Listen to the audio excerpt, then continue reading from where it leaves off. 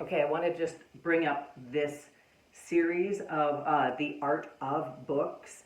They're very small, easy to read, a little bit, but they're very introspective and they're written by novelists. So they really take you into a deeper look at writing. I believe this type of interest, dedication, and specificity to writing can be applied to screenwriting because it's not so much that you use long sentences or you write many words.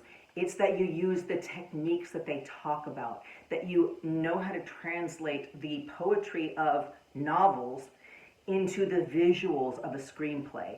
One of the examples that they use in this about how dealing with compressed time, because that's what we deal with in screenwriting, is all about knowing where to linger and what to move through. You can't spend an equal amount of time on everything. It's pacing.